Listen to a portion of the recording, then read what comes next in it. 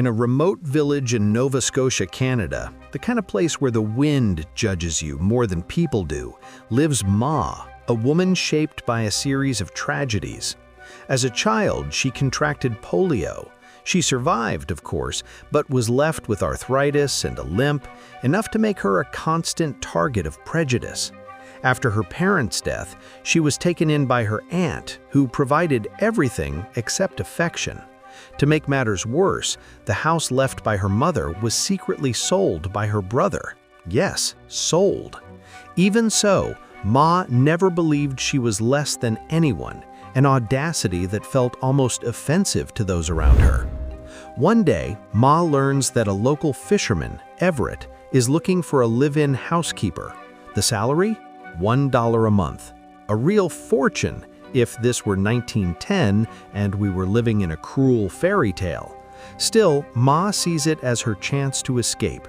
The next day, well-dressed and holding the ad like Willy Wonka's golden ticket, she walks miles to Everett's house, an isolated cabin by the roadside. Everett, about as sociable as a rusty door, grew up in an orphanage, is rude, poorly educated, and looks down on Ma, which is ironic considering he didn't exactly win the lottery of life either. After offering tea, the height of hospitality, Everett sends Ma away.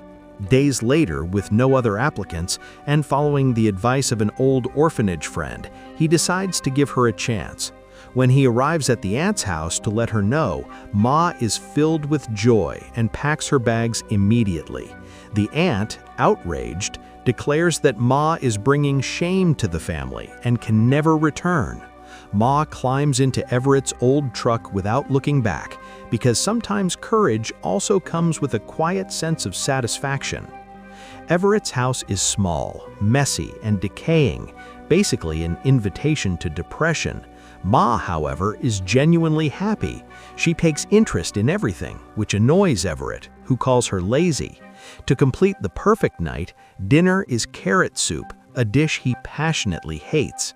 In a fit of rage, Everett throws Ma's belongings on the floor and kicks her out in the middle of the night. The next morning, he wakes up to coffee ready and Ma on her knees, scrubbing the floor. With nowhere else to go, she decides to stay and earn respect through sheer persistence. Ma begins to prove her worth. She kills a chicken for the first time to make a stew, paints an old shelf green, and brings a bit of life into the gloomy house. Everett, confused by the smell of home-cooked food and the fact that someone is taking care of him, begins to waver. When Ma asks where she will sleep, he says there's only one bed and that she can leave if she finds that undignified. Ma replies that she's not that precious. They share the bed, motionless, like two strangers pretending it's perfectly normal. Life together continues full of friction. Everett establishes the household hierarchy.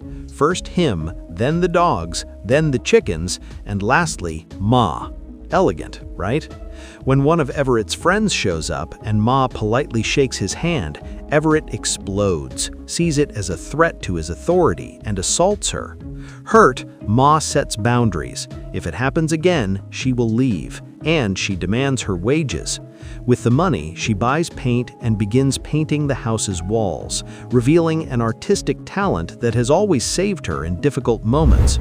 The turning point comes when Sandra, a woman from New York, arrives demanding fish that were never delivered. Noticing Ma's paintings, she's enchanted and begins buying her drawings. Gradually, Ma turns everyday life into art. Cards, walls, simple landscapes, vibrant colors. Everett doesn't understand art at all, but supports her in his own awkward way. He buys paint, defends Ma, and even agrees to sell paintings for $5. Their relationship matures, and they marry without a party, without luxury, but with a companionship that feels less like Titanic and more like two survivors clinging to the same emotional wreckage. Success arrives unexpectedly.